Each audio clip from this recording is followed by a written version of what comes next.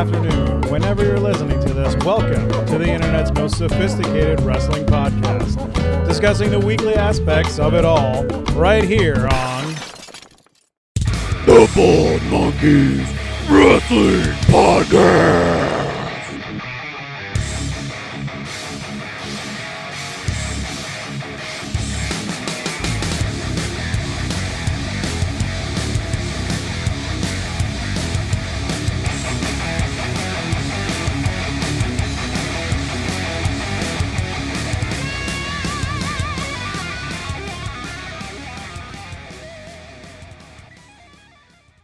Welcome, ladies and gentlemen, to Monkeying Around, the second official episode of Monkeying Around. If you went to the YouTube channel, you would see it. It seems like we've got 50 million episodes of it, but no, not the case. Second episode. changing shit up. And some more historic content here. And we've actually got the man in the Twitch channel right now who chose the pay-per-view that we're going to talk about today. Give him some love right now. Give Chaz some love in the. There we go, Chaz, the newest follower of the Bald Monkeys Twitch stream channel. Chaz in the chat room. And his suggestion for the wrestling pay-per-view that we watch and we critique and we sit and chat about was none other than No Way Out 2004. If you don't remember it, I think all you'd have to do is go look at the card and see the last match, and you would definitely remember it. But so before we get into it, we did this last time. 1 to 3 words, everybody. How would you explain No Way Out 2004? We will start with our resident Mr. Christopher. Jeez, I gotta go first. I would say storybook ending. Okay, like it. How about you, Creamy K? What do you got for me? I'm going to say Eddie. I would say that feels pretty accurate as well once we get into it. Da Boss. All around solid. Yeah. Captain Chuckles. I'm going to say Playboy model opening. Nice. Yes. And I will say story continuity. And if people, I know it's early, but I mean, What are the toilet paper for? somebody needs to be taking a drink right now. Somebody needs to be taking a drink of alcohol for me saying, there you go. This is a morning episode. Coffee. Yeah. Coffee. You can still have alcohol in the coffee. I know. Coffee. Irish Product coffee. placement. Bald Monkeys. Yep. Oh, yeah, there you go. Merchandise. Sorry, I did that. Merchandising. So let's set the scene here. No Way Out 2004. It is at, I believe, Cal Palace. It is in San Francisco. Yep. Our commentators for the night are Taz and Michael Cole. And can we talk about that for a second? Because it's Michael Cole before he got annoying. I mean, I don't think he was very annoying in this pay-per-view. In fact, I thought the announcers in general did not take away from really any match. I don't know if you guys agree with that or not. I would agree. Yeah, back when it was Cole and Taz, they got along really nicely, and they just the banter between them was good. What do you have to say, Chris? Just go ahead and say it. All right. I Don't get ahead of yourselves. I don't disagree that they didn't take away from anything.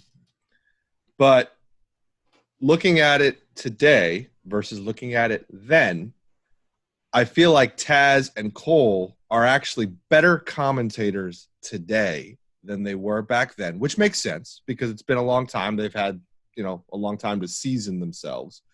But I was listening to Taz stammer and not get his point across. I was listening to Cole say the wrong name of wrestlers. Well, wait a second. Cole still does that today, so I guess that's kind of Michael Cole, but he was doing it a lot. And I feel like while they did a fine job, I think They didn't take away. They added to a lot of matches too. I feel like the one thing I wrote down, because I didn't write much down this time, was that Taz, to me, has come a long, long way, and he is such a good commentator today. And I think he's learned a lot along the way of his career as a commentator, because he was like just making noises back then. If you go back, and we're not going to watch it again, but if you go back and watch the matches, Taz was just like, like every once in a while, he would just make these noises. And when watching, I'm like, okay, I'm getting excited a couple times, but then it was just like I was noticing that Taz was just making noises and not saying anything. So I love you, Taz. I love you, Michael Cole. And, it was, just that was my opinion. I kind of disagree. What do you think, Creamy K? I think that if you were to go back and rewatch it, I think that you could make a drinking game out of Michael Cole saying the location that they were at. And probably before, at least probably up until the Rey Mysterio match, you'd probably be pretty bombed because he said the Cow Palace a lot. Yeah. The Cow Palace, man. Like, we've heard a bunch from wrestlers that, like, this is one of the places, like, you dream to wrestle at. It's like the Garden and somewhere in Tokyo, and then the Cow Palace are like A, B, and C as places that people want to wrestle. And do I not get it? Does anybody get it? We don't live there, so you don't know what what the atmosphere is. I mean, it's people, like, you can see it on TV. Like, people on the West Coast that's never come out to the East Coast won't understand what it's like being in Madison Square Garden to watch any type of event, and it's completely different from being out on the West Coast, watching that same event with, West Coast teams or whatever. So I think that's what it is. Like, it's one of those things, like, you have to be there in order to understand, what the hype is about. Yeah, I had a friend from California tell me that it's kind of like their MSG to them. That's the feel they get around it. So, what's it called now? It's called something else now, right? I mean, it's still referenced as the Cow Palace. I don't keep up with Cow Palace historical data. This is why we need Wikipedia. You don't have the they did sell 11,000 seats, and that, my friends, is from Chuckopedia. Oh, we don't need this Wikipedia crap in here. Wow. Is there a fight brewing over this? We'll see. We're gonna have to see who gets the rights to the Pedia. Oh man, the Pedia battle, the Pedialyte battle. Before you move on, throwing it back to last week, the point you made about having a heel and a babyface announcer, there was really a distinct line between Taz and Cole on which ones they were pulling for each match. Sure, absolutely. Yeah, there was. Clearly pulling for the heels all the time. This was pre-Cole being a heel, right? Like, this was when Cole was still like a face announcer, like he was almost a baby face announcer, really. Yeah. Look how happy Captain Chuckles is. Like, to me, like, that's Wow. That was something. Oh no, Chuck! Why? This is our favorite part. It's so hard for me to edit when this happens. Hey, let's take advantage of this. Total Anarchy 37 has got a question in the chat and the Twitch stream. Yeah. This will give James the ability to edit this out a little bit in our video. He wants to know what our thoughts were on the Cody Eddie Kingston match on AEW this week. Surprisingly good. I personally wasn't expecting Eddie Kingston, of all people. Like, when I heard open challenge, I didn't think it would be Eddie Kingston per se. So I thought that the person that answered, a la Eddie Kingston, and the subsequent match that they had, I love hardcore wrestling to my core. So any semblance of hardcore wrestling in any match ever, like, I'm just all over it. And in regards to his promo, Dude, Eddie Kingston can cut promos so good, man. Yeah. And I think he's proven that time and time again, even on like NWA. So the dude is like, he's first class. And if he's a free agent and they have the ability to sign him, that would be pretty freaking wonderful for AEW. I think it'd be a great move. Yeah, I agree with all that. I didn't care for the ending so much. I feel like it could have had a more. Yeah, I'm with you. I am with you on that. He tapped, right? That's what drove me crazy. I love the idea of Eddie Kingston on AEW. Obviously, we have some connections to wrestlers that we're pulling for, but when it got to the end of the match and you have Eddie Kingston tap out, Eddie Kingston, the gritty, I had a fight, drug abusers and death and blah, blah, blah. And he's going to tap out to a figure four that really wasn't even a great figure four the way he put it on. It almost would have been better if Cody choked him out. I think that would have made more sense to end that match. Cody should have just flat out choked him out where Eddie just is out cold and Eddie never has to quit. That fits more. Beyond that, the match itself was great. The power bomb that Cody took on the tacks, I mean, it doesn't look as bad as it really is. When you take a power bomb on a tax, I can't imagine how far those tacks go into your body. Just from ouch. So yeah, I look forward to next week to see how they do the next one with Warhorse. Yeah, that's exciting. Although exciting, but did you need to announce Warhorse? Could you not have just waited and had Warhorse show up? I disagree. I disagree. 100%. It's AEW doing right by the independents because you announced that Warhorse is on next week, and now people have 1 week to go sign up for IWTV, to go check out Warhorse wherever they can, to go, support an independent because they need that. They need the name recognition from the big name. So I think they did it the right way 100%. If you just drop it in on AEW on a Wednesday night, no one's looking up anything on independent wrestling. They're just watching the match that happens. I think that's a fair point. Good point. You have changed my mind. So there's a new message in the chat from a guy called Chuck3034 who says that his internet's out. Well, that's good anyway, because why would he even be interested in talking about the very first thing about No Way Out 2004, which is that Tori Wilson and Sable come walking down in their tight black dresses, and WWE is heavily pushing the fact that they have posed for Playboy, that they are on the cover, and that everybody should go, go check it out. And my thought process immediately out of the gate when I see this is, oh, how I miss WWE. Oh, how I miss the real thing from back in the day. Because when I was a kid, it was like, it was Attitude Era, and this is into Ruthless Aggression Era. And Ruthless Aggression Era is still got crazy stuff going on. And it's fun. It's entertaining. Can any of you tell me that it wasn't entertaining to have those two walk down there to introduce the show? The crowd went absolutely nuts. I mean, yeah, but at the same time, my mindset was this could have just been a backstage segment, or they could have just stood on the stage. They didn't have to do the walk down to the ring, and I feel like it was just a way to eat up time because they weren't prepared to start the show yet.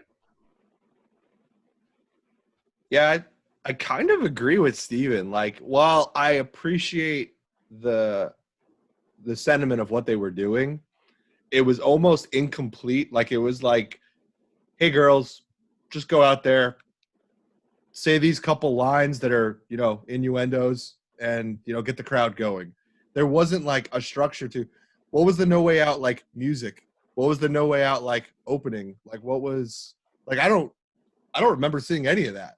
Like, normally pay-per-views are like, here's your music, here's your opening sequence, here's your promos. This opening was like, here's two pretty girls pushing Playboy, which, Chuck, obviously had that edition because he has all the editions of Playboy. Facts. But it was just weird. It was like the introduction to the pay-per-view, but it was it was cut weird, but it worked. Like, you can't deny that the crowd wasn't like completely over for the situation. Sure. So whether we agree with what they did or not, it worked. It got their point across, and it got the crowd going. I mean, it might be easy pop points, but like that's what you got to do sometimes. And being the hard-hitting good journalist that I am, I had to do a little deep dive into the material that they were talking about, and it's good high quality stuff by Tori Wilson and Sable. I'm glad you did your research. But someone did their homework a little.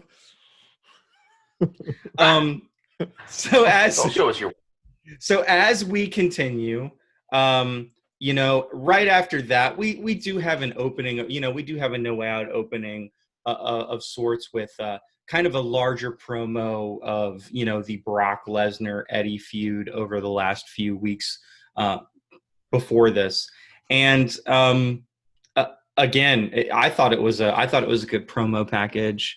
Obviously, this is one of the more legendary matches, I think, in WWE's history to a certain extent, on a No Way Out, nonetheless, on a No Way Out. And before we really even get into it, I want to emphasize this pay-per-view was so damn good. They wouldn't dare even try to put on a pay-per-view this good without it being called WrestleMania or SummerSlam. Like, they put out the worst storylines right now. And even though some of these storylines throughout this pay-per-view were almost like, we're going to get to them. Some of them are, they're stupid, but they're fun. They're entertaining. They just don't do this anymore. Was this the last one before Wrestle? This was like, it was this pay-per-view and then WrestleMania. It was a month away. So this is essentially like Roadblock? Yeah. Yes. Roughly. That's but they actually did stuff. Yeah, that's insane. Yeah, they did stuff. I have to say this. This was back in 2014, and this was the last time Goldberg did anything relevant to a good storyline. He added 10 years on it. 2004. Oh, yeah, 16 years ago. Long time ago. But I 100% agree. The issue with that statement is it was a good storyline that had a terrible ending. Because what does that lead us to? That leads us to that awful match with Goldberg and Brock Lesnar. Sure, absolutely. But the payoff on the No Way Out was worth it. So yeah, absolutely. So let's get right into it. First match of the night: Basham Brothers and Shaniqua with Scotty 2 Hotty, or sorry, Shaniqua versus Scotty 2 Hotty and Rikishi. Thoughts right out the gate before we dive into it. Got me moving. Got me dancing. Got me dancing. Loved it. Loved it. I gave these matches a grade, and some of the matches with like the more notable people got like B's. This got an A. I love this match so much, and I don't understand why it's so hard. Again, for WWE, like, all they got to do is go back and watch their old pay-per-views and go, oh, man, we had something here with the way that we would build these stories and these characters that we had. And to me, the best thing, what do you think, Chris? What do you think I think is the best thing about this match?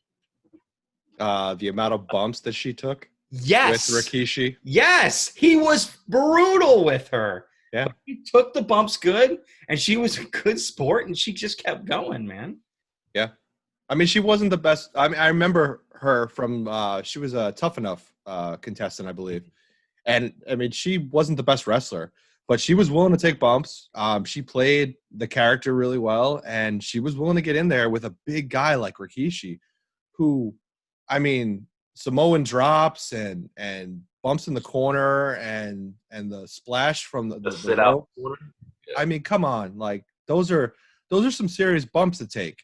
I mean, they're not dangerous. They're just solid. Like, you feel them, I'm sure, every time you take them. So I give her all the credit in the world, and it made the match that much more compelling because it was a handicap match that you were like, well, is it really a handicap match? Is she really going to get involved? She got in there. She got in there more than the Bashams did.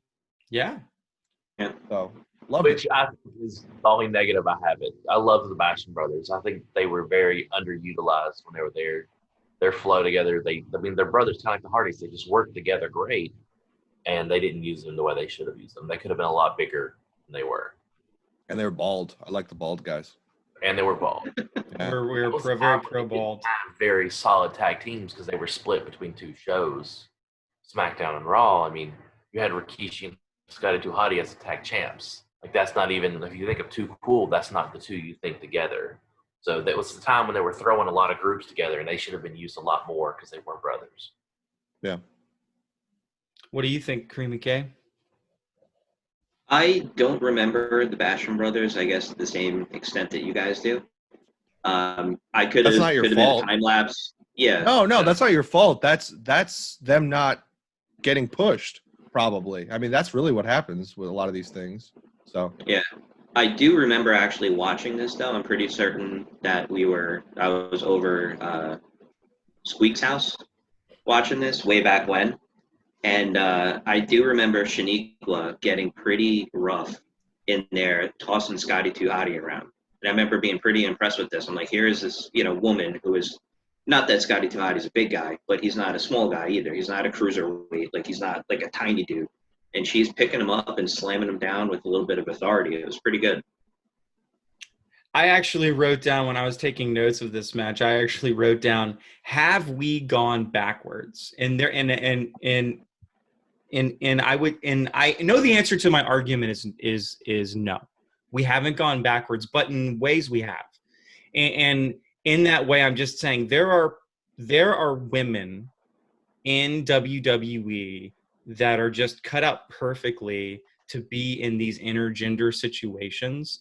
So why not do it? The thing that was so interesting about Shaniqua and Rikishi's back and forth in the ring is how Rikishi is super over in this match. I mean, he's clearly the star of the match, and Shaniqua over everybody else is clearly the heel. So whenever he slams her, there's like the ooh, but then everybody's excited about it at the same time. So those people, so the argument, and I remember, there was an argument, I would say, in one of your guys' interviews, I think it was with Shazza, and Shazza had mentioned that there's always going to be people that have issues with the intergender wrestling and stuff like that. And I agree with her point, but I actually don't think that it's enough that it's an issue. And I think that when you shine a light on the intergender wrestling and you empower the woman in that situation, it's not like, oh, they're just beating the hell out of a woman or something like that. When, if they can hold their own, they can hold their own. I think that's why Ivelisse was always such, like, in Lucha Underground was always such a big deal, because she would just, say, I'm the baddest, and she would just jump in there and just do her thing in the ring, and, like, everybody loved her for it. So this is a thing they need to get back to. They need to get back to. Always plug Lucha Underground. Lucha Underground's the best, And it may not have been ran well, but the product on TV was amazing. Product was beautiful. But like, cheers to Shaniqua as well for when she jumps on the back of Rikishi and he grabs her and then front slams her. Oh my goodness gracious! I thought she was dead. I mean, it was crazy how hard that slam was.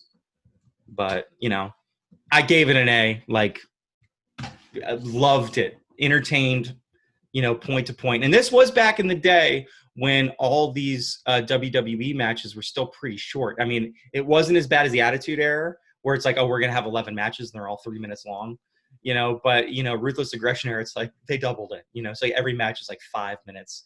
I was like 6 5 minutes. and 7, something like that. That clothesline sheet, her and Scotty, their chemistry with that clothesline was great.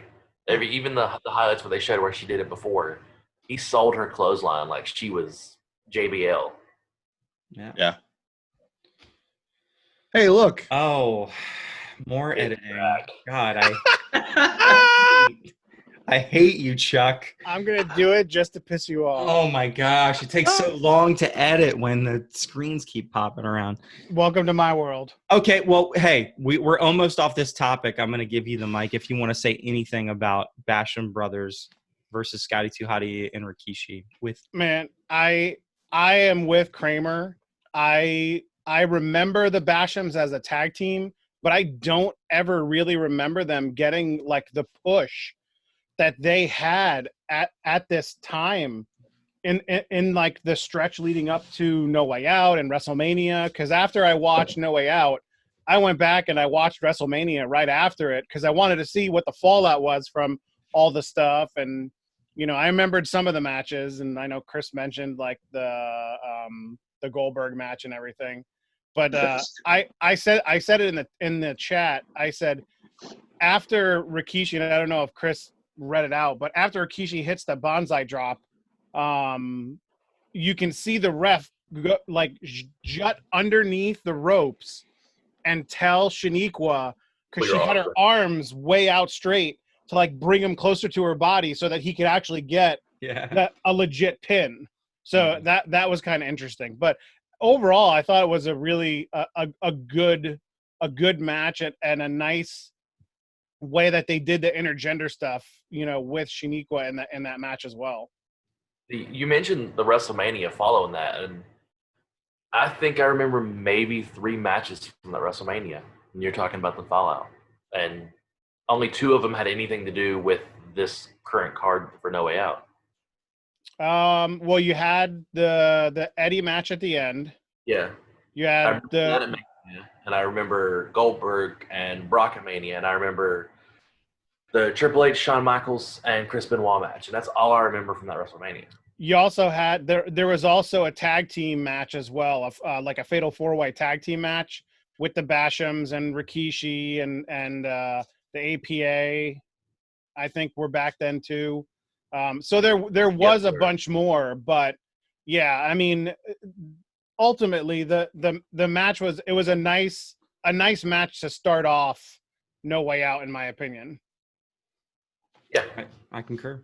Solid way to open the match. Open the night. Yeah. But then how do you follow up? How do you follow up that match? Well, we get to our silly match of the night, which is Jamie Noble versus Nidia in, and I quote, a boyfriend versus girlfriend blindfold match. So they give the full story of Jamie Noble. The story is Jamie Noble and Nidia, they're dating. And here we have Jamie Noble. He comes into a bunch of money, and he believes after a stretch of time that Nidia is just abusing his bank account, and he is ready. He has turned on her, and he's just like, it's time for me to get rid of you. And he used her when she was, blind and couldn't see anything, used her to win matches and stuff like that. And so now they're going to fight each other, but Jamie Noble has to wear a blindfold, or in this case, a black sack over his head so he can't see anything. And I didn't write barely any notes for this match. I just wrote, this is crazy entertaining performance art. And I don't know if you would consider that to be a stretch or not. You're laughing, Chris. I hate you. I hate everybody. The editing for this episode is going to be awful. If you want help, man, I'll help you. I got it.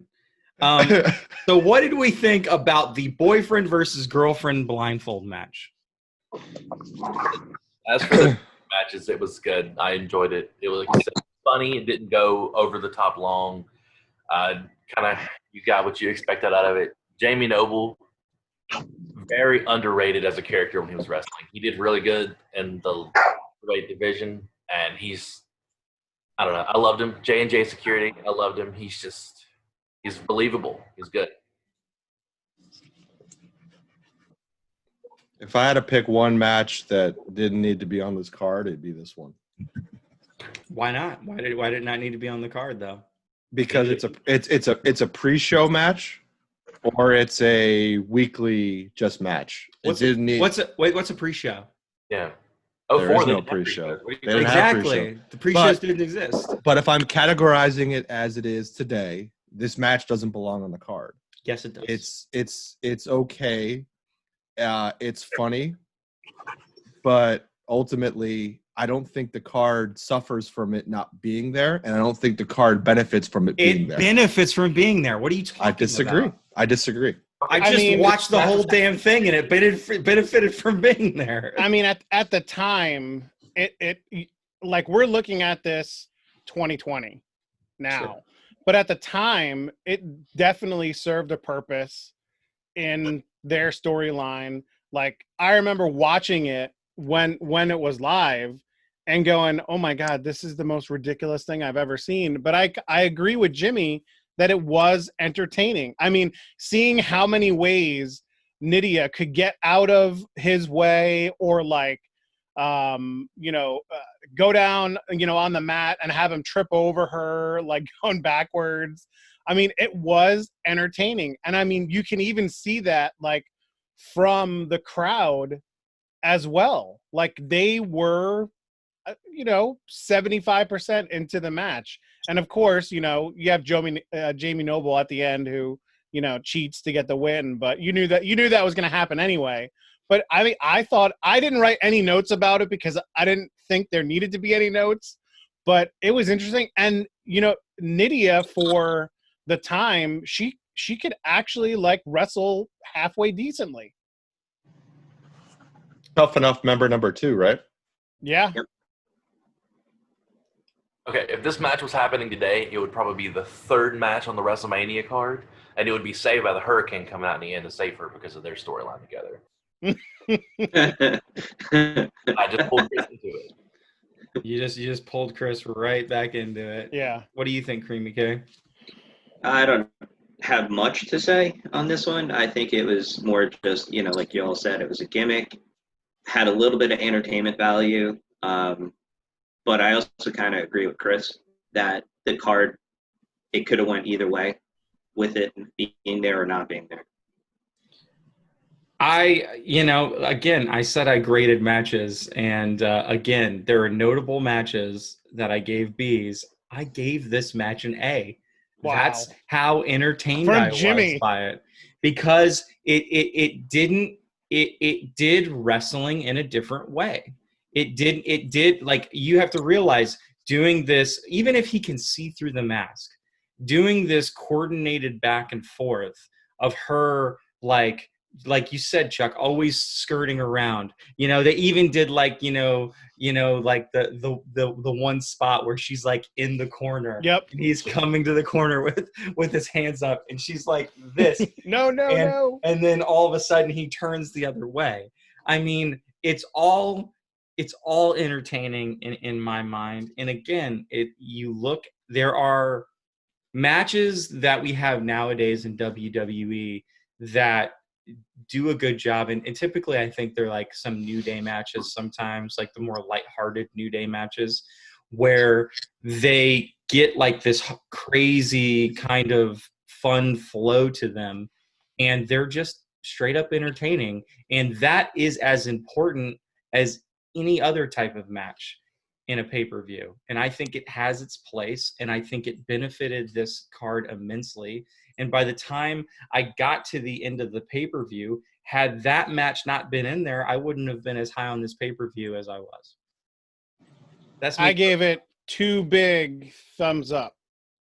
Me too. What about you, Nikipedia? Late guy? Yeah, sorry, some of us have to work for a living to pay our bills. I gave this one a C minus. It was stupid. It was dumb. You know, I laughed once or twice, but this probably would have been a pee break match. Like my brother said, you know, whether it was on the card or not on the card, I don't think it makes a difference in the grand scheme of things. I do agree that Jamie Noble's character is funny and likable, but for the most part, this match just really didn't do it for me. And I think it was kind of a filler match. Yeah. I have one quick question. Did the brothers coordinate their shirt colors here? What's going on? I don't know. Yeah, it looks like they're both wearing yellow. They're definitely both wearing yellow. What do you mean? It looks like they're both wearing yellow. We are both wearing yellow. Are you colorblind, Chuck? Are you I'm guessing not. that's yellow? I'm just it checking. What does yellow taste? Yeah, never mind. Okay. Just checking. So moving into the next match, actually, pause. Not moving into the next match because I have a note written down that says, "Is Josh Matthews in a boy band?" ? Yes. Yes, he is. And it's one of Christopher's favorite boy bands. It's definitely a Backstreet Boy. Oh my he's gosh. definitely He was was wearing a turtleneck. He's got an earring. He's got the hair like very, very like, I mean, it looked hard. Like you could punch his head and you could hurt yourself because it was like so solid and like frost tipped back. Like it was awful. Oh yeah. It was awful. He just looks so young, and like to see him on Impact now, and see again another tough enough guy. That's 3 tough enough people on this pay-per-view that are, you know, playing a part, you know, playing a pretty big part. So I mean, but yeah, seeing him now on Impact versus the child that he was back then in the backstage interviews, it's come a long way. Yeah. Well, you know, I need to take a snapshot of him from that pay-per-view and send it to Madison Rain and say, what the hell is going on here? So third match, we get the world's greatest tag team versus the APA, which if you listen to the crowd would probably say the APA was the world's greatest tag team because the APA was very, very over. What version of APA was this? Like, where was Bradshaw in his progression as a character? Was this was pre-JBL? This was pre-JBL, and I believe just getting to the end of the APA as a tag team because I think soon after this, Farouk, whatever you want to call him, he ended up retiring. And that's when JBL started. That's when JBL started to be JBL. Yeah, they lost a match where the losers had to. If they lost, they had to retire. Please, I'm talking. And they lost a match where they. Rock, come on, man, have some respect for the podcast. They lost a match where they had to retire if they lost, and then when they lost, Paul Heyman offered Bradshaw a job as a singles competitor, and that's how he became JBL. Yeah. Sorry about the barking. Yeah, no worries. So I wrote down, I don't know if you noticed this, but Hebner was counting so fast in this match. Was it just me? Or was when he was, it was like 1, 2, like I was like, goodness gracious. Like he got paid by the count that match. Oh my gosh. Every 2 count was just like the fastest 2 count I've ever heard in my life. Couple other things that I've got listed down here. I love it when Bradshaw goes and to throw Haas out of the ring and nearly hits the cameraman. Like it shows the angle and the cameraman like pulls back, like way back, and like Charlie Haas like falls in front of him. Spectacular. It started kind of slow, but you know, kind of like your traditional match started slow and then just got more chaotic, and by the end it was really fun. It was a fun match. I mean, it was good tag team wrestling. Let's be honest. Like that's the tag team wrestling that I remember enjoying. The world's greatest tag team, one of the best tag teams of that time. They had great chemistry. They were both incredible athletes. Shelton Benjamin probably at his best during that period of time. That's when we got Shelton Benjamin eventually in that ladder match where he pulls off some crazy spots. JBL and obviously, Ron Simmons or Farouk or whatever damn you want to call them. I mean, them as a tag team, APA, the backstage segments they had, the in-ring segments they had, all the items that they were able to pull together as a character. I think APA is one of the best ideas for a tag team like they've ever had. Because if you think about it, throughout their, career as a tag team, their backstage segments were either awesome because they were funny, because they were, kicking the crap out of the Dudley Boys, or just because they were able to pull off their characters. Their in-ring was always strong. I don't remember ever going, oh, man, that was a bad match for the APA. Like, altogether, those two, I think one of the best tag teams that we don't talk about. I still have their shirt. I don't like JBL in the APA without long hair. He just looks weird. I don't like him without the facial hair either. Yeah, I like the facial hair and the long hair. Like that was the best. That was the best version of his character. And it's one of those, you think of tag teams from the past and who would fit in for like the tag team dream matches today. And a couple of years ago when Sheamus and Cesaro were together, I think them and the APA would have put on an amazing, like, any kind of match. But it makes me think back to like the barroom fights the APA used to have. Let them and Cesaro and Sheamus just go at it for 10 minutes in a bar and just beat the hell out of each other. Be amazing. Two tag teams I wish we had today in any promotion.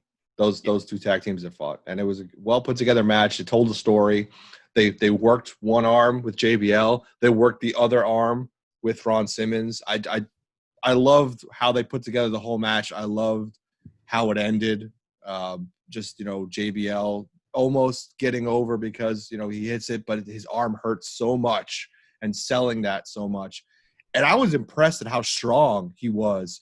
At one moment, he's in the corner with, I believe it was Shelton Benjamin, and he's holding him up, and he does the backdrop, the suplex from the corner. He did it so effortlessly. It was amazing to me. Like, I forget how strong that guy is. Like, that was impressive. You got to give him credit, too, because you give people crap for some of their finishing moves being dumb, but this finishing move is literally just a clothesline, and it looks devastating when he hits it. Yep. Better than a Superman punch. True. Anybody else have any thoughts on this match before we move on? I thought it was a really good one. I thought this one probably should have been the tag team championship match with the teams that were in it. The first match of the night was fun, but like you guys have all said, Bradshaw was a heck of a wrestler. He had a great solo career as a heel. I remember how much I hated JBL, because I was a big John Cena fan when I was younger. But word life, baby. And but yeah, this was a really good match. I thought this is where the show kind of started to pick up some steam. I thought this where it started to get pretty good was this match right here. Don't worry, Nick. You get your wish at WrestleMania to have them in the match for the title. So just leading up to it, just storyline, just story. Yeah, you're story. Right. Really, drink. But so story, drink. Been drinking anyways. I didn't know we were playing that game. So we move on to like the next big things that's happening. It's going to be Nick Amore's favorite wrestler of all time, and that is Goldberg. Goldberg comes out to sit in the seat that Stone Cold Steve Austin has given him a ticket for.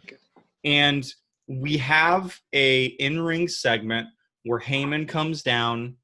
Heyman just starts unloading on Goldberg.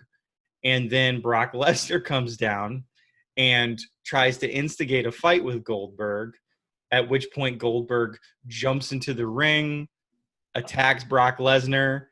The cops come down. Goldberg jumps down, gets arrested willingly, and walks out. And I have the only note I put down was Goldberg was wasted in his prime in WWE. 100%.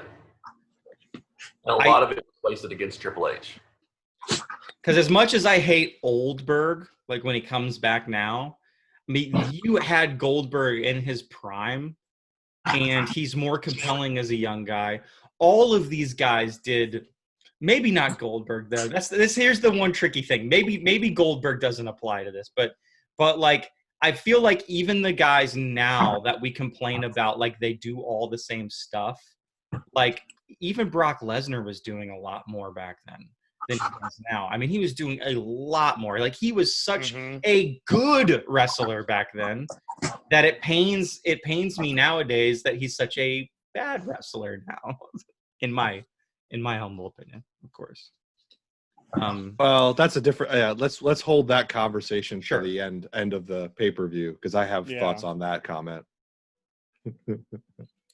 but ultimately, this segment, I think, okay. So I'm going to make a very general statement, and I said it last night while I was doing my homework. It felt like today, this pay-per-view would be what they would promote as a Raw or a SmackDown. The way it was produced, the way it was put together, the way it flowed, it felt like a regular weekly show today versus a pay-per-view. Now, back then I looked at it and I'm like, yeah, this is a pay-per-view. This totally makes sense. I mean, this is the size of the matches, the card. But while I was sitting there, I went, I feel like this would just be a Raw or just a SmackDown.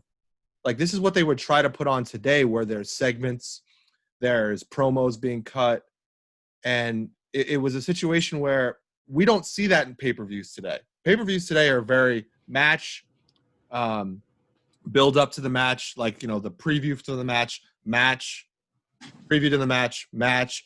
This one actually layered in a lot of promos and a lot of things that you would normally see on a weekly episode. So that in itself was different to me, and it engaged me more for the pay-per-view. I felt like I was more into the pay-per-view the whole time because every part of it I had to be paying attention because it was adding to what I was watching rather than, oh, this is the preview to the match, I go take a piss. Does that have to do with the fact that WWE at the time did a better job at like the storytelling aspect of things and keeping you engaged all the way through till you get to the match and then after the match and then to the next show? I mean, it's something that they don't do. It's like I said before on other things. It's throwing the darts at the dartboard. It's here's this one, here's this one, here's this one, here's this one, here's this one. Okay, we're done. Great. Good job, guys. We'll see you next time. That's why I chose the word story continuity for when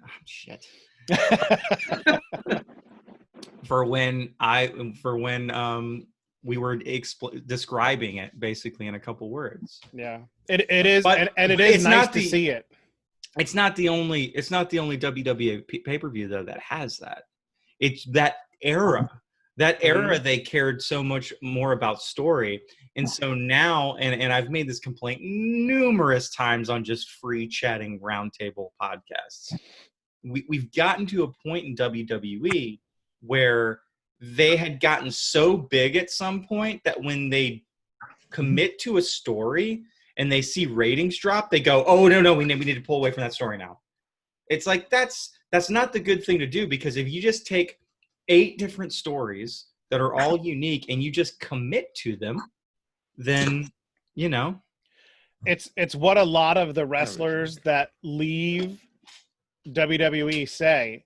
It's just a machine, and you just shove stuff into it and you get the same stuff out all the time. It's here you go and you get that out, here you go, you get that out. And it's the biggest complaint that I've seen when these guys leave, that's all it is. It's just a machine, and there's no room for these guys sometimes if they're not making you $1 billion a year, to be more creative and be more and be a more productive wrestler. And it takes away from it. I mean, I still love wrestling and I will watch all of it, but it was way more intriguing, eye-catching, and just fun to watch as a whole back at this time because of those reasons. Now you Impact did a great job with Slammiversary the other night. AEW has been doing a good job, but WWE, it's their formula. And you want to know what? You got to change your formula sometimes. They don't need to change it. At some point, they changed it from the formula that works. Well, they got to change it back formula. It's like, oh, I've come up with the formula with the greatest drink ever, but let me just use this one instead. Oh, that drink tastes like crap. Well, I've lost the other formula, so good luck. So, dog owner Nick, you wanted to say something about Goldberg, I'm assuming, because you were trying to raise your hand. I'm glad Chris and Chuck went first so I could calm down for a second, because you said some real outlandish shit, Jimmy. First off, outlandish. First off, Brock Lesnar is not a good wrestler. He's a great wrestler, all right? Yes, he does not bring it every night. Yes, lately. He hasn't brought it in every years. night. What are you talking about? It's been years. He fought AJ Styles once and he brought it. Like, come on. Yeah, now. He brought it for Finn Balor at Royal Rumble, I believe, about a year or two ago too. He can still turn on when he wants to, but at this point in time, he was a great wrestler and he was a must-see ticket, at any pay-per-view.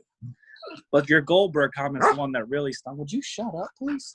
Your Goldberg comment. Your dog's telling you you're wrong. Your Goldberg comment really under my skin. He's an atrocious wrestler. He was not wasted. He was overpushed in WCW, and he didn't get that same push in WWE because he stunk. He was not very good. He had few mic skills. He's not a good wrestler, and there's just not much to like about him unless you like that undefeated streak that he had, 20 years ago. Did you hear how many people were chanting his name? He was over. Here's a comment that we like to say. Here's a comment that we like to say all the time, and it's true. Just because it doesn't work for you doesn't mean it's not working. And I have to deal with that fact all the time in wrestling. I mean, goodness gracious, Becky Lynch. Just because it doesn't work for me doesn't mean it's not working. So I'm going to make a comparison, and I want you guys to say I'm crazy or not. Is Braun Strowman crazy? Yes. And Goldberg yes the same thing? Yes. Oh. No. Yes. No. Yes, they are. Braun Strowman stinks. Braun Strowman's funny. Braun Strowman has good promos. Braun Strowman played that big-ass violin that one time, and it was hilarious. Goldberg has always sucked. Wasn't it a cello? Never it's not a big-ass violin. It was an upright bass. Okay. I believe. It's a cello. It's not a violin. Sorry, I'm not a conductor, all right? I don't know much about the orchestra, all right? You driving a train? That's what they call people who conduct the opera, too, right? He is true. He is opera. true. They're not conducting the opera. They're conducting the orchestra. Fuck on that. I'm cultured, guys. Braun Strowman missed his spot. So now he's Universal Champion and nobody cares. Yeah. Braun Strowman It's just a comparison. It's a comparison. When it was ready for Braun Strowman. But isn't that the same argument we're making about Goldberg, like being misused and the character he was back then? And same thing with Braun Strowman now. Strong guy in his prime or a little after his prime. He's able to do big spots. But ultimately, if you're not used perfectly, Yeah. I mean, the crowd's into it. But, you gotta give him the belt, and you gotta give him not a huge run. Like, you can't have him run for like a year, but like over like a few pay-per-views. And the key is, don't let them fight anybody. Don't let them fight anybody, because then they're exposed for how bad they are. Yeah, And I cannot. The worst, the thing that triggers me the most in wrestling right now, especially in WWE, is how many big guys they have that can't do anything, that just play the part of, I'm big, I'm strong. No, you're big, you suck, you're bad at wrestling. Like, am I wrong? No. The ones that are talented, they don't even use. They don't use for singles talent. I like somebody like Big E, like he could have a run, but they don't use him. Instead, there was a tease. Strowman. There was a tease last night, so we'll They see. use Bobby Lashley. These guys, they're not Bob Lashley. Bob Lashley. They're not great. They're just these big guys that aren't. They're not great. Bob Lashley was pretty good at his time. Yeah, he was used properly in Impact, and he was a big fish in a small pond when Impact was going on then. And it goes back to the conversation that I think we're having. I feel like there's almost too much talent on these bigger promotions. And Chuck had mentioned like the way they're using them and giving them the platform to showcase themselves. I feel like there's too much talent. We talk about, they should sign him and they should sign them. They got to be careful about how much talent you have on a roster. Take the talent you have, use it, showcase it, use the athletes, use the charisma, use the characters, and use them appropriately because you have it. You have it on there. And back then, and we're trying to get back to what we're supposed to talk about today, True. Back to 2004 No Way Out, they were using the talent properly. They didn't have a huge roster of people, but the roster they had, they were using it properly. Goldberg was over. Goldberg did the spots he needed to do that night perfectly. Yeah. And Brock sold those moves perfectly. So all in all, it was a well put together show and a well put together spot when Goldberg jumps the rail and gets in there and Brock plays that chicken game with him and Heyman flips out. That whole segment worked perfectly. And it's because they allowed the people the time to get over and allowed the people the time to build that story and make it work. I loved how the cops actually looked like cops. Yeah. They weren't wrestlers. Not wrestlers, yeah. They wouldn't have had the time if it wasn't Odd body cops. free up time for that. That's where that Jamie Noble match plays in effect. You have those small little gimme funny things to free up the time for those longer segments like that later on. Yeah. True. Fourth match. Hey, we made Hardcore it. Holly versus Rhyno. And, I'd say a pretty average match from my perspective. At that point, when I saw Rhyno, I've already seen Goldberg, I see Rhyno. It's like, okay, yeah, we're 3 years removed now at this point in this pay-per-view from, WWE buying WCW, WWE buying ECW. And so you see a lot of faces that you recognize. But, the guys that would drive people wild in ECW like Rhyno, I don't think the crowd really cared for him very much. Good match. Yeah, it's all right. Let's be honest though. Like it was a good chemistry match. They're both hard hitting guys, and they put on a good show. And let's not forget the fact that they continued a storyline with Hardcore Holly and Brock Lesnar, where Brock is out there after getting speared by Goldberg, and Hardcore Holly runs out to try to pick up, still get some of the scraps and beat him up some more, which I find incredibly refreshing. The fact that they were like, no, we're not just going to get this guy to crawl out of the ring, get the next guy to come in. We're going to flow from one segment to another and everything's going to fit. And it's the theme of the night. They went all the way to the end with that story. Yeah. It was perfect placement for everything that happened at that time too. Yep. It's like they actually thought about it before they did it. Yeah. Anybody else? Yeah, I agree with the realism of the Hardcore Holly storyline too, because Brock Lesnar really did break his freaking neck. So I like the fact that when he came back and they had that match at Royal Rumble. It wasn't just a one-off, like you guys said. The story continued because if someone actually breaks your neck, that's not just something you forget. So I think it was pretty cool that they had that continue next pay-per-view. I would have liked to see this as a hardcore match. What, Rhyno versus Hardcore Holly? Yes. But the problem is you could throw, I don't know, 2 midgets in the ring and say it should be a hardcore match, and I'm going to say, yeah, I agree. I want everything to be a hardcore match. It's got to always go back to the midgets with you, doesn't it? I'm the resident hardcore guy. Hi. My thought is you have these two guys that are, definitely hardcore wrestlers. Rhyno coming from ECW and Hardcore Holly, well, shit, it's in his name. With all the other matches that you had for the night, where you had you had your gimmick match with the blindfold, and then you had your the handicap intergender-ish match. you know, why not throw in another one that had a different stipulation? So make it a hardcore match. Was this a pee break match? Yes, I would Yeah. say that's accurate. But a good pee But a break good match. a good pee break match. Well, to be fair, you know, we went and saw, you know, the very first Royal Rumble that had two rumbles, that had the women's rumble and the men's rumble, and they had what it was like the bar Yep. in the tag match like after that, and it was a perfectly good match, but everybody was so winded, and it was obviously a pee break match because you just put on a rumble for an hour. Yep. You know, it's like there was no good placement for matches in that, you know. But yeah, pee break matches are a thing.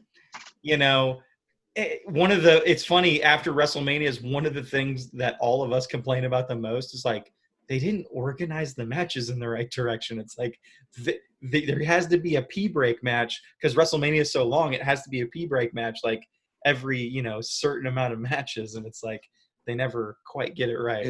It's more than just the matches. It's how you put together the card. It's important. It's part of the show you're putting on. And if you don't put the card together right, it suffers. This was a perfect card. This card of No Way Out 2004, where they put this match, where they put everything, where the way they built to the end, the card was perfect.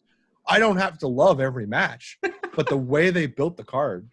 Yeah, I was about to jump all over you for that one. Ladies and gentlemen, boys and girls, Christopher thinks that the Jamie Noble match is part of a perfect pay-per-view. No, I don't have to agree that I liked the match, but where it was positioned on the card made all the sense in the world. All the sense in the world. The boss. Let's keep it going. I'm tired of talking about the Jamie Noble match and how you are dumbly not agreeing with it. Dumbly is not a word. So we kick into a promo package that then leads to this Rey Mysterio Chavo Guerrero match. And the one thing is like, so you find in this promo package Guerrero unconscious in a bathroom, unresponsive in a bathroom. And when I was watching that, I was like, this is eerie. It was eerie having that spot given, you know, what eventually happens with Eddie Guerrero, you know, toward, you know, at the end of his career when he passes away. So it was kind of like, to me, yeah, it was kind of a really weird moment, but it fed into this Rey Mysterio Chavo Guerrero match in which Mysterio believes that Chavo is behind it, you know, and Paul Heyman decides he's going to give Chavo Guerrero a Cruiserweight title match against Rey Mysterio. Now, the original Cruiserweight title. So this is the Cruiserweight title that began in WCW, and then in 2001, WCW gets brought into the fold, and this Cruiserweight title keeps going, and it's the thing that A, they never should have gotten rid of in the first place, but B, they did poorly a lot of times. They did poorly because who was do you know who the last person that held the Cruiserweight title was? Anybody? For 1,000 points tour, what was that? Hornswoggle. Correct. Hornswoggle. See, WWE is so good at booking a Cruiserweight title. I was not surprised that they got rid of it. Who was the longest reigning? I don't know that one off the top of my head. Gregory Helms. Yeah. And back. the one wrestler that truly brings the kid out of Christopher. Mm-hmm. True. So yeah, I've got a couple things listed here for this match though. And that is a good match, good story. At this point, there have been so many promos and matches and segments and stuff where you have seen Eddie Guerrero in some form or fashion. At this point, Eddie Guerrero is maybe the hottest wrestler in WWE, but definitely the hottest wrestler on SmackDown. Like, it is all about Eddie Guerrero. He is obviously later on, he's way, way, way over. But yeah, I there was a lot more. What I said, there was a lot more, and I know the argument's going to come out here. Like you have guys like Andrade, and you guys have like Angel Garza right now, but I feel like the Latino love was much stronger back then than it is now because that was all Eddie. Yeah. All Eddie. But I'm saying it wasn't just all Eddie. I'm saying like I know Eddie. It probably helped that he was the main focal point, and that helped pass down love to Mysterio and to Chavo and stuff. But these matches felt so much more important than any of like the high level Latino matches that we see nowadays. And it's funny that I feel like if we just go in that direction that you always talk about, Steven, of doing another Latino World Order, like you can get that back. It's not too far gone. And it's just good. It's good. It's a good, cheap way of getting a storyline started up. It's like a no-brainer. I don't know why they haven't done it. So I don't know. What do you guys think? Back to that match. Any match with Ray and anybody with the last name Guerrero is 100% worth watching. You know it's going to be don't take your eyes away from it kind of match. Their flow with either one of them was amazing. One of my favorite matches is Ray versus Eddie in WCW for the same Cruiserweight Championship. So they work wonderfully together. Anybody with the name Mysterio or Guerrero together, it's wonderful. If you have not seen any of this match, you need to go watch it. Hey, Chuck. Welcome back, Chuck. Yes. Hey, Chuck, look, you're in a different position. Does anybody else have thoughts on the Guerrero Mysterio? I'm never going to be invited back. Oh my gosh. I love that moonsault that he does towards the end of the match. That moonsault looks so cool. It was such a weird compact high. He does, but it looked cool nonetheless. But Chavo saved it. Chavo saved it. Mm-hmm. So I really enjoyed Ray's old music. Damn it, Chuck. I did. When I heard it, I was like, oh man, I totally love this old music. You don't like the booyaka booyaka? No. Well, Chuck stole my thunder there. That was going to be the thing I brought up is I think Mysterio was super over too, like by himself. Like first off, he had amazing entrance music. You know, that's probably one of my favorite entrance songs, you know, maybe top 5 of all time. I thought this match was really good. I thought you could have maybe like booked it as a triple main event just because, you know, the last 3 matches of the night were just that entertaining. And then I don't know if I was stupid back in the day or what, but I completely forgot that Chavo had, you know, an escort to the ring. Like, you know, I just got so, like, enthralled with the match and the spots and everything. Like, when the end of the match came and Mysterio got screwed over like that, I completely forgot, you know, his uncle was right there, you know, to screw him. Like, when he came back in, I just remember being so shocked, like, oh, I forgot about him. Like, he was right at ringside the whole time. So, yeah, I really enjoyed this match. And it was a good one. I gave this one an A- on my notes. A-. I was very, very happy with the third to last match of the night. Go ahead. Sorry. I want to call out late in the match where Chavo puts Ray in a half Boston Crab, which looked exactly like a half Lion Tamer. He was leaning back. He had a lot of torque going in there. I was like, yes, this is awesome. Yeah, it looked great. And there were some fun, like I can't even remember the spot now, but I wrote down great reversal from the springboard. Oh yeah. Because I think it was Ray does a springboard and then Chavo like reverses it that God day. Lucha wrestling is so fun. And it's a shame that I feel like people get so hung up on like, or like in WWE at least, they don't like the wrestlers that wear masks and stuff like that anymore. I feel like, you know, nobody can wear a mask anymore. Yeah. You know, you have to speak English. It's like all of these like weird arbitrary like Vince things, and I think he's just wrong on them. You know, I think that, you know, I think sometimes a wrestler can be more compelling, you know, and they don't even have to say a word. I think that Ricochet was much more compelling as Prince Puma in Lucha Underground, and he never said anything. He never talked. Our Lucha Underground podcast was the greatest podcast that never was, Jimmy. I know. There's the second person to say that today. Truth. One So, day. I don't know if I'm going to get an argument from you guys or not, but I'm going to say it. You're wrong. This was the match of the night. Incorrect. This, to me, was well put together from start to finish. It had every piece of the story that was being built. It wasn't just in-ring stuff. It was outside the ring. It was interference. They played to the crowd. You know, great spots. I don't remember any kind of botches throughout the whole match. I think it flowed perfectly. And ultimately, the ending was as soon as I started watching this match, I went, I remember this match. I remember how it ends. I remember Chavo gets over. Like, the whole part, and even the promo in the back after the fact adds to, again, we're talking about the build-up to the final match of the night, adds to the Eddie story. So, as a whole, from the beginning of the promo package to the ending, this, to me, match of the night. Drink.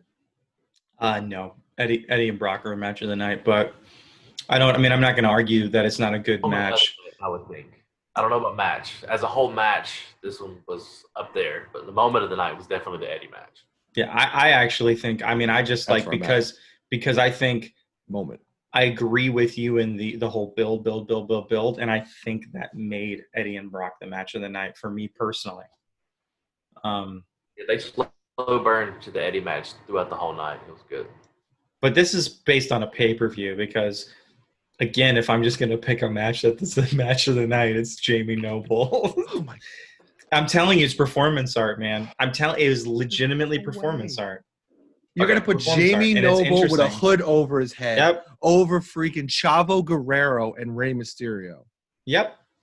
Okay, y'all, let's not get into a pissing contest. Let's get to the triple threat match. Triple threat match. Good God. Okay, so here's the most important note that I wrote down. So we've got Angle versus Big Show versus Cena. Okay? And I want to talk about John Cena for a second. Because I've got a note here that says WWE ruins some of their best characters by making them faces. Period. And now, was John Cena a face? The crowd made him a face. Was he a face? No, he was not. He's an anti-hero. So anti-heroes, people love anti-heroes like Stone Cold Steve Austin, The Rock. Like all of these characters that are truly great, they don't force them to be like these good guys to sell merch to kids. And guess what? Those people still sold merch to kids. I bet I was like, when I was a kid, I loved The Rock. I loved Stone Cold Steve Austin. They weren't trying to pander to me, but I still loved them. So Word Life John Cena is so incredibly good. And it makes me think about like first, so they ruin him. They ruin him by changing, him into the modern day John Cena that we have now. And kind of like Roman Reigns, Roman Reigns, like he kind of started out as he was more of a heel when he got really popular, when he was really over. And when you push him too hard as a face, and that's why people push back, because it's like, these guys were good as they were. Don't mess with them. They've got a good character. Let them roll with it. I don't know what you guys think about that, but that's just like, I thought the match was very good. Solid match all the way across. Yeah. I just like, that's the one thing that perturbed me though when I was watching it. I was just like, God, John Cena is so good as that character. Why did they ever go away from it?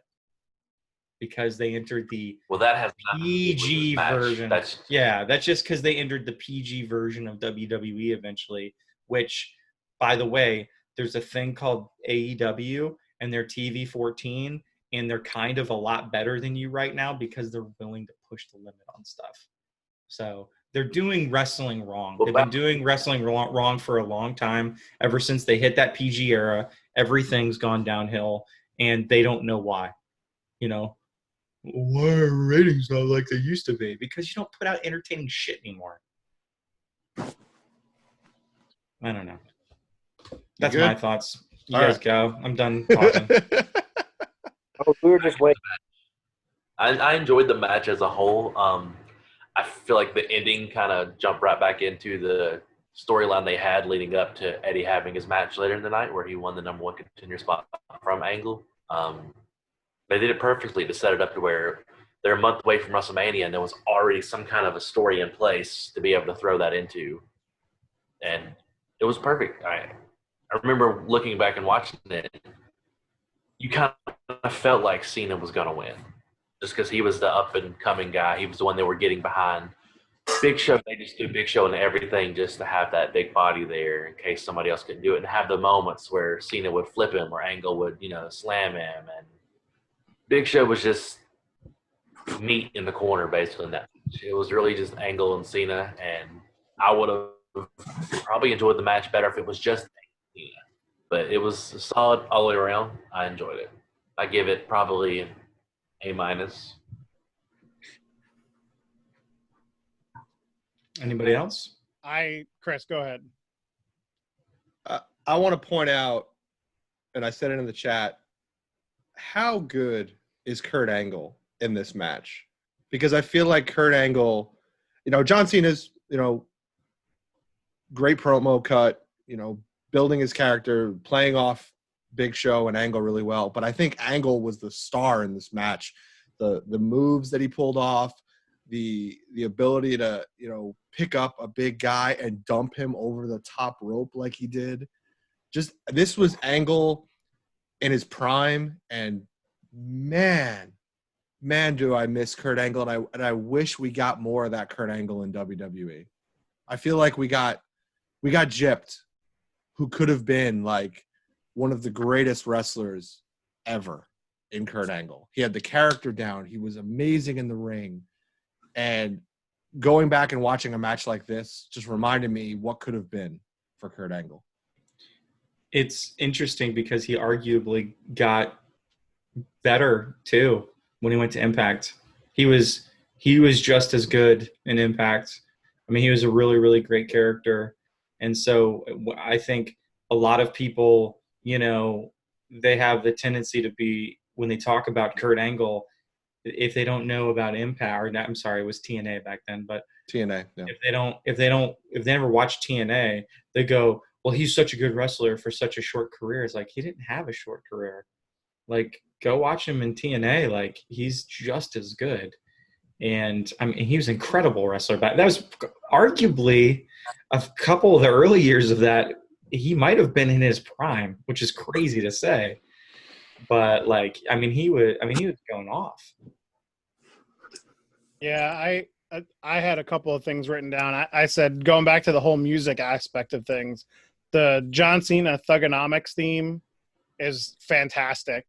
I mean, and then he comes out and he just starts to spit his rhyme like he always did. I mean, just spit his rhyme. Yes, we're going back. I mean, it was just amazing. Chris touched on Angle, kind of Angle slamming Big Show over the ropes. I wrote down, holy shit. The FU that John Cena did to the Big Show in the middle of the ring.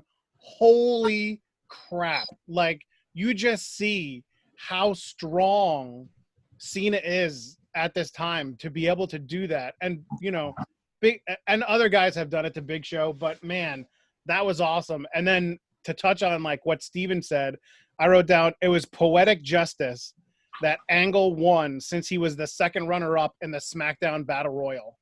And it was like perfect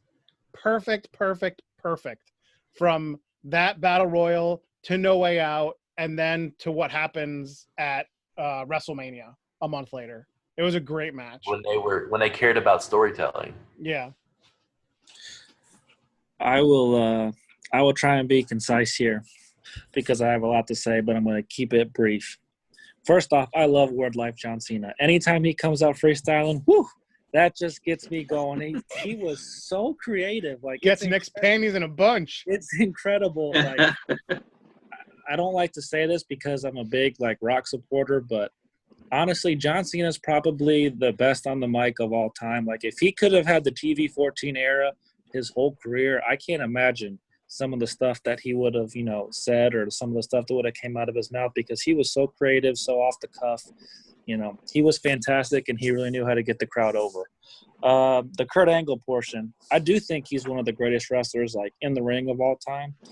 Granted, his longevity in WWE in the early years wasn't the best, but I can't really remember ever watching a Kurt Angle match where I'm like, man, that wasn't it. That wasn't, the match I was expecting. He always put on a good performance. Like, maybe it's because he was an Olympic gold medalist, but man, that dude could really wrestle. And I agree with you guys. I don't think the Big Show really belonged in this match, but at the same time, it added a wrinkle.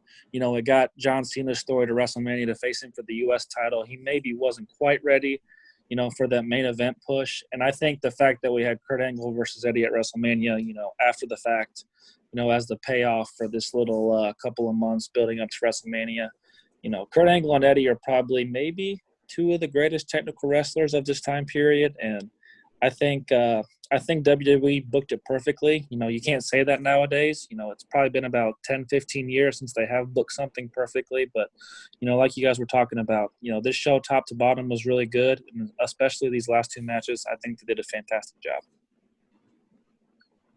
And, what was interesting to me was the whole – when Cena's up there doing his rhyme and he gets to the very last word, that is the word cock, ladies and gentlemen.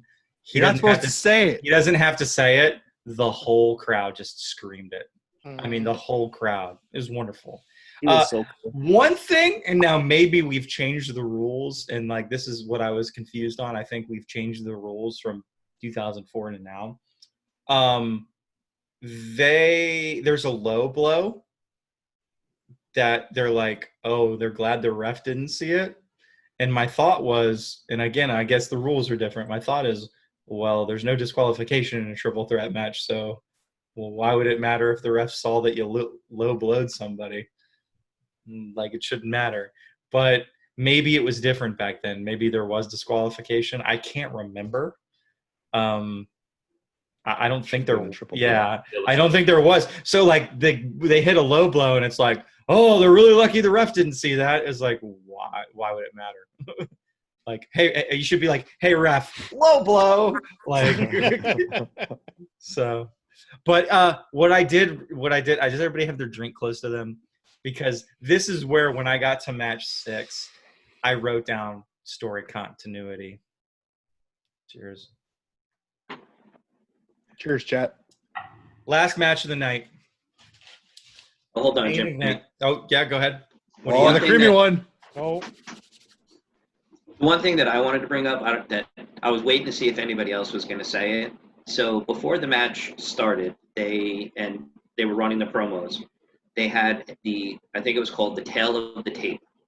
So you had all 3 wrestlers, their height, their weight, where they're from, and then it had their current career accomplishments.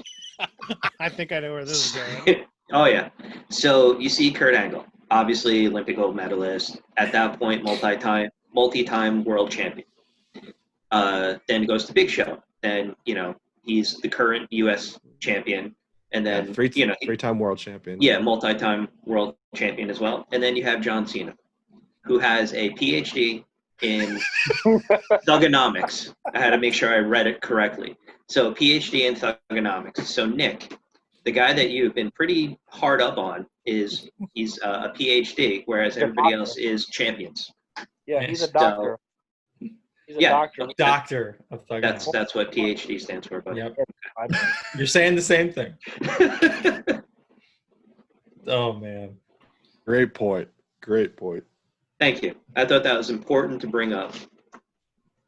It's the little things like that made it entertaining. It was. So now we're pivoting into our last match, Eddie versus Brock. Again, we show a long promo package, and one of the big themes on it is addiction. And again, Eddie being found unresponsive. So again, they show it again. I'm like, again, I write down, interesting parallels based on, Eddie's career. But for me, this match, obviously I gave this match an A. I think it's incredible. The notes that I guess I wrote down that would be important before we start talking about the match would just be that, and this is the most important one, Brock is more interesting as a strong but not unbeatable wrestler. And the reason I say that is because there are people in the crowd that are holding up signs that say, you tap twice, you know, that he's tapped to people, that he's a very, very beatable wrestler. But, you know, are you going to beat him all the time? Probably not. He's still a strong guy. And guess what? Brock also proved another thing throughout tonight. He doesn't need a valet. Guy can talk just fine. I think he can talk just fine. Is he as eloquent as like The Rock or Stone Cold? No. No, he's not as eloquent as some of those guys before him. But is he bad? No, I wouldn't say he's bad at all on the mic. Passable. So while Paul Heyman is arguably one of the greatest on the mic, you know, I at the same time, I don't know. Why do you always feel like you had to put, you know, Paul Heyman just with Brock Lesnar? Why not put Paul Heyman with a bunch of people that actually need the help? I don't know. A faction of Heyman's guys, right? Paul Heyman guys. It makes sense. But you hit it on the head with Brock. It's like this was probably the best Brock was going to be in WWE at the time. Unfortunately, it's all downhill from here for Brock. I feel like this was like the apex of Brock Lesnar in that era. This is I feel like this Brock Lesnar that we've gotten versus that Brock Lesnar are two different Brock Lesnars entirely.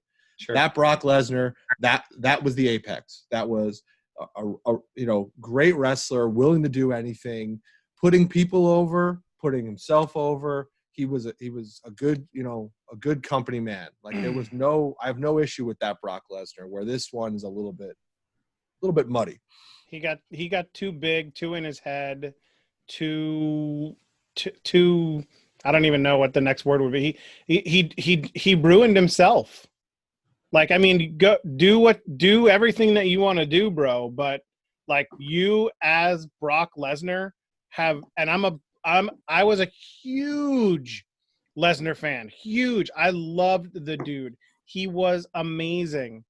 But you ruined this first run coming back and doing Brock Lesnar now. It's ruined your mystique. It's ruined your character. It's sad to see that that's what it came to. But like at the same time, like I think he just got too big for his britches. Like he wanted to do things his way, and hey, that's his prerogative. Do what you need to do, bro. But like you are not the same person that you used to be in WWE. And he wasn't one-dimensional when he wrestled either. Like no, he did so many more moves. He wasn't a 3-move guy like he is now. I mean, he was doing all kinds of stuff in that match. And they had super great chemistry with each other. There was like a tilt-a-whirl counter that like blew my head off like when it happened. And then there was also that F5 counter towards the end of the match that was like, oh my God, like what a counter. I mean, in the crowd was so into this match. And I enjoyed the fact that, we talk about like me and Chris have this story that we always tell about going up to, we were like up in, it was Asheville, I think. And we're going to see a WWE house show, and on the card is it was Buddy Murphy versus Cedric Alexander, like two spectacular wrestlers that are underutilized in WWE, and they put on an awesome match, but they start out slow, and they build and build and build, and eventually hit that point where it breaks and it starts to become a brawl and it just goes crazy. And so we're kind of getting annoyed because the people behind us during the beginning of the match, when they're just doing the grappling section, are yelling like, this is boring. And it's like, you don't know anything about wrestling. So just shut the hell up. Just shut the hell up and wait and watch. It's like a slow build. You know, it's telling a story in the ring. Damn it, Jimmy. I know, I'm sorry. But my point of bringing that up is that there is a time and a place, though, where you don't do a slow build and you just go straight and do a brawl. And that's what happened in this match. There was no slow build. They just started going at it. And it was the right timing for it. It was the right story for it. All right, I'm good. I disagree. I disagree that you're saying this wasn't a slow build. I think this match was built from the beginning of the show to the actual match itself, and that's the slow build that you got for this match. That's the slow build that they were working on, and then when they finally got to the match, they could start picking it up right away because you were anticipating this match the whole night. The whole night the bell rang at the very beginning of the show. Yep. So when the pay-per-view started, a bell rang. And everybody's like, what the hell was that bell? Oh, the Eddie Brock match just started. All right. This is a little trick I'm gonna start using on this podcast. So the story, this is the way Jimmy can't talk anymore. If I say story enough, he has to put the drink to his mouth and he'll shut up. So you do too, actually. You do too, though. So that's why it doesn't work. I'll catch up later. The story began at the beginning of the show, and that's why the bell rang. The bell to this story began at the beginning of the pay-per-view, and this story worked out perfectly because as they built it up to this point, you didn't have to build a headlock and a grapple to start the story. The story already began, so you could get into the wrestling, you get into the quick moves, the quick kicks to the leg, the working of the anatomy that Eddie worked on, and the fact that these big power moves were amazing from Brock Lesnar that Eddie was selling left and right. So I'm sorry, I wasn't listening. What did you say? The drink. I mean, I agree with both of you. Both of your points are extremely valid. Chuck, stop trying to be the neutral middleman between me and Tiro. But you're both right. I mean, I'm just messing with you guys are both right. Like when the actual match started, it was like shot out of a cannon. But Chris is also right that like there was a slow build all the way up to that match at the end of the night. So you guys are both right. Christopher. Okay. Just love each other. It must be really hard for them to do a podcast with two people that are just right all the time. You know what I mean? Well, that is extremely and utterly not true. Because you and your stupid ass classic Oreos are completely and utterly wrong. Single stuff Oreos, number one. All right. The wrestling match was the double stuffed Oreo of matches on the You shut your mouth, Steven! Nobody asked you! It was a classic match, right? Which means it was a single stuff Oreo. Boom. No, the single stuff Oreo was a Jamie Noble match. No, that match definitely had a double stuff Oreo in it. Oh! Okay.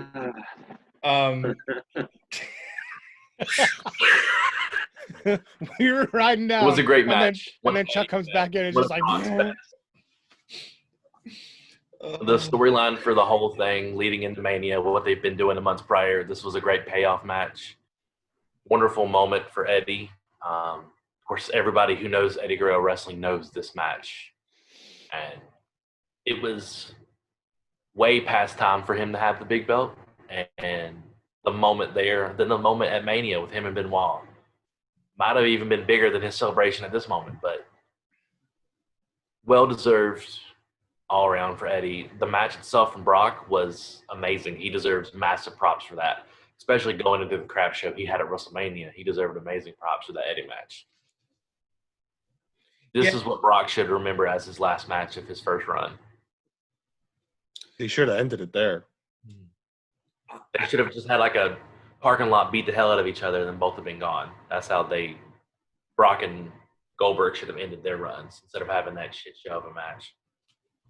Do you guys feel like the way Eddie won this match and the way the night went was a fair story for Eddie's first title run?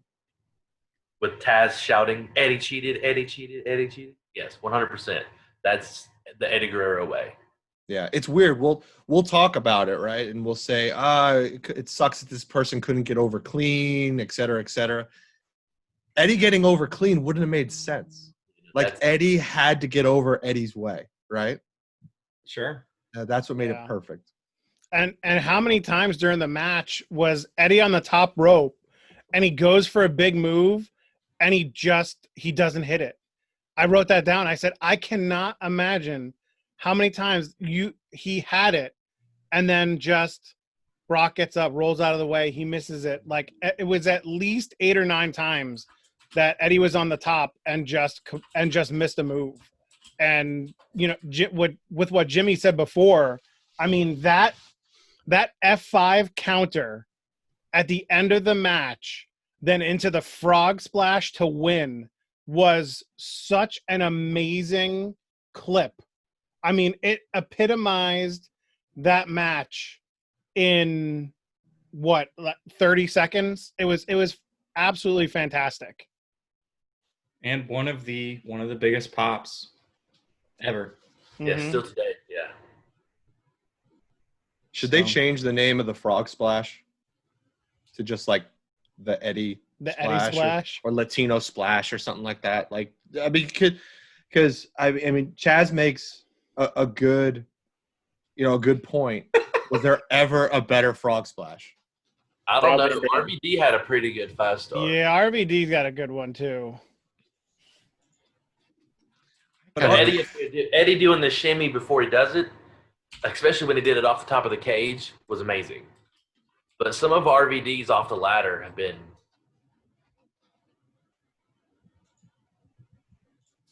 Yeah, I'd have to think about that because I don't disagree. RVD's frog splash was good because of the impact, because he would flat out lay out on the guy, and when he hit you, he would like and when he would jump across the ring. But Eddie was solid with his frog splash. He always felt like it was like a cannonball coming down on you. The way Eddie was like compact and hitting that frog splash. It felt like Eddie's frog splash was a perfect finisher and RVD's was a perfect big spot. I made enemies in chat. I said Leo Rush has a really good frog splash.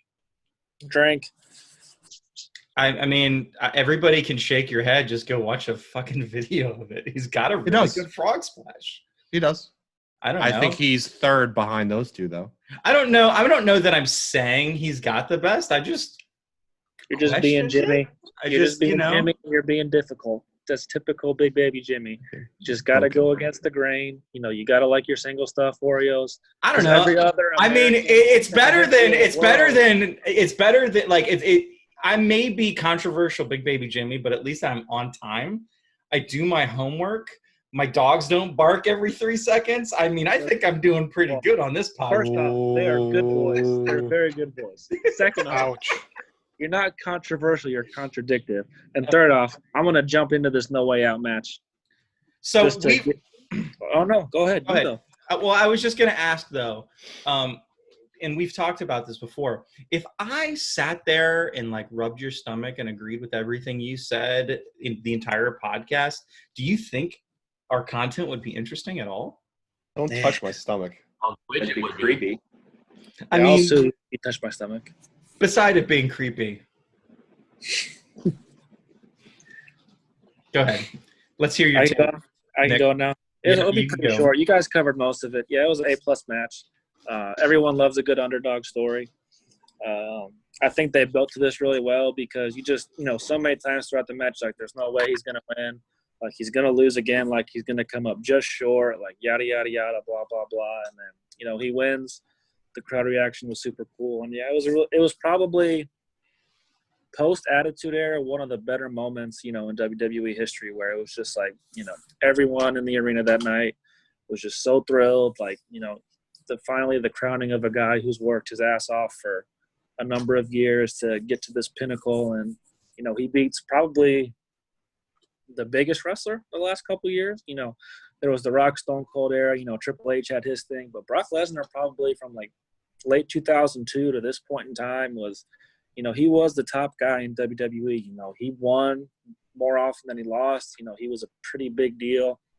And, getting Eddie over, a month before WrestleMania where you think you're going to have like when Kurt wins that first match, like, okay, we're going to do Kurt, Brock Lesnar, we're going to redo it, we're going to run it back, and maybe Kurt will go this time. But then when Eddie won and Eddie went over, I think that surprised probably a lot of people at the time. And I don't know, I think it'll always be remembered. Like you said, kind of wish it could have been Brock's last match, because that WrestleMania 20 match was just a joke. Everyone knew he was leaving. Everyone knew Goldberg was leaving. But, this match right here, that was a WrestleMania main event type of moment where you're like, oh, my gosh, this is so cool. Like, Eddie finally got his championship. And, I don't know, A+. Couldn't be much – or they did it really well. I agree. A+. And A+ for the whole pay-per-view. Really. Yeah. I think it was good start to finish. I'm not surprised, Chaz, that it's your favorite pay-per-view of all time. It is awesome. Yeah. Hey, thank you for suggesting me go back and watch that pay-per-view, because I don't know that I would go, No Way Out 2004. Yeah, I feel like watching this today. Like, obviously, I'd go back and watch Eddie's moment to me, but the whole pay-per-view, getting to go back to watch the whole thing, it didn't feel like I was doing any homework. It felt like I was just enjoying myself watching a fun wrestling show. I miss it. I miss fun wrestling shows. But that brings up the most important part of this podcast that we're taping right now is anybody that's watching right now, if you have something that you think that we should go and watch, go ahead and post it in chat. And we will then, if we got multiple answers, I'll make a poll, throw it up on Twitter, let everybody vote on it, and then that will be our topic for next time. So hit us up in chat right now. Anything you think we might like watching that would be good content for us to talk about, and we'll figure that out. Other than that, I'm still going to be here we're still going to be here for a little bit, but I'm going to kind of close it out and stop the recording. And then anybody that's watching this as a recording, this actually happened like previous Sunday. So you had to wait like half a week. And why? Because you didn't want to come watch it live and chat with us and have a good time? I don't know. Saturday. You boys have anything to say before we finish? Good luck editing Jimmy. Sorry, bro. And on that note, me and most of the wrestlers in the world would like you to remember that single stuff Oreos are the superior Oreo. And Untrue. And just because these schlubs on the podcast think that double stuff Oreos are so much better, hey, just because it ain't working for you doesn't mean it ain't working. So thanks for watching the Bald Monkeys Wrestling Podcast, and we will get to you at some point within a few days as to what the next topic will be. We'll see you then. Don't forget to follow us on Twitter, Facebook, and Instagram at The Bald Monkeys. You can also catch our interviews on WrestleJoy.com. Watch any of our other interviews or our roundtable podcasts at YouTube. Just search for The Bald Monkeys. And listen to The Bald Monkeys podcast on Apple iTunes, Podbean, Spotify, or wherever you get your podcast from.